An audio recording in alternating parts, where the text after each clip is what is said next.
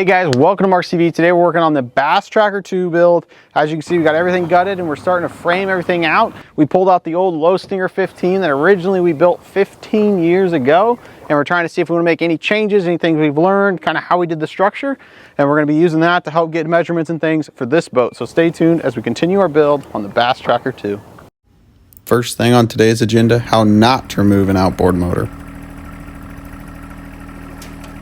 At this point, things aren't going that bad.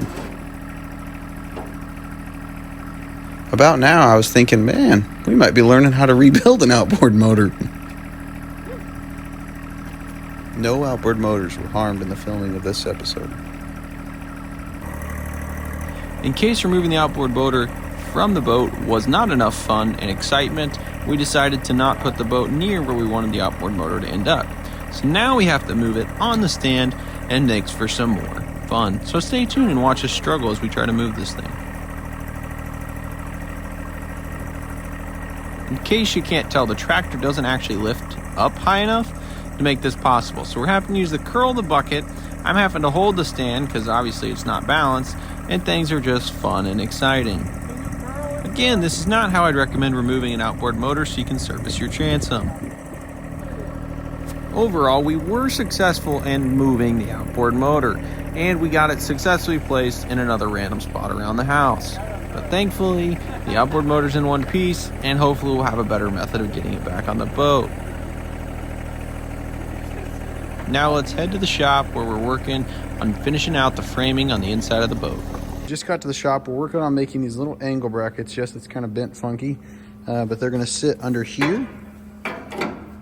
Like so, rivet into the side of the boat, rivet into this, help hold this beam up. So what I'm gonna go do is we just cut this out, and I'm gonna clean up some of the edges on it, and it will be ready to go.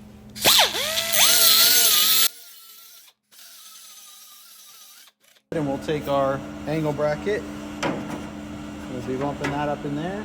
Be looking to rivet it from underneath into there. Hopefully get 4 rivets.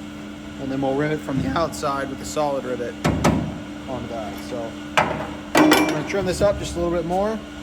Put our bracket in.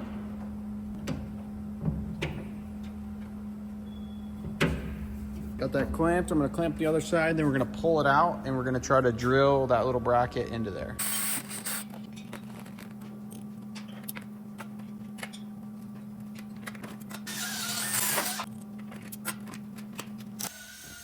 We're just getting the beam back installed here, and we're going to check to make sure everything lines up. Now that we got the beam all lined up, we're going to drill from the outside of the boat so that we can secure it with clecos for now, and eventually we'll rivet it in place.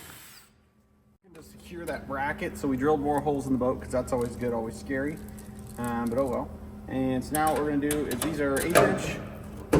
We're going to go ahead and we got our clecos. We're going to remove those. We're going to go up to 3/16, a little bit bigger rivet, and then we'll be putting in a big solid rivet just like these. So we're going to go ahead, upsize all these on both sides, and then we'll be ready to rivet, but we're going to do some welding before we rivet this in place.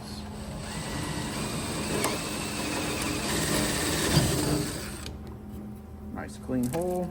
And we'll go to our bigger cleco, our gold clecos, which are 3/16. Okay, make sure that holds good. Switch over. Nice and slow drill, just give us a nice clean hole.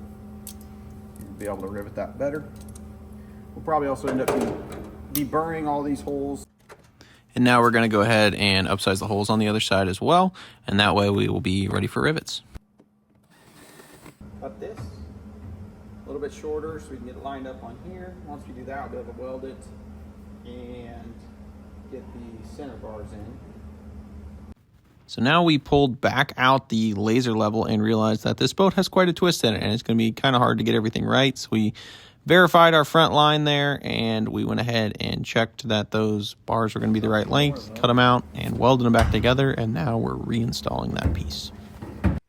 Another long day working on the basstracker 2 build, and we got the framing welded. That's about all we got done today, but it took a lot of work to get there. But yes, we got this framing all welded.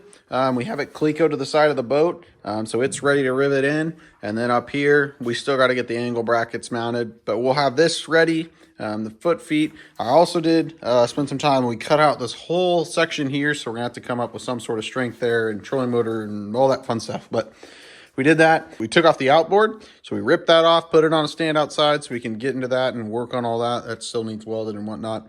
But we got a little bit done today, but not as much as we wanted. But we got a lot of work coming up over the next few weeks, so let's get after it.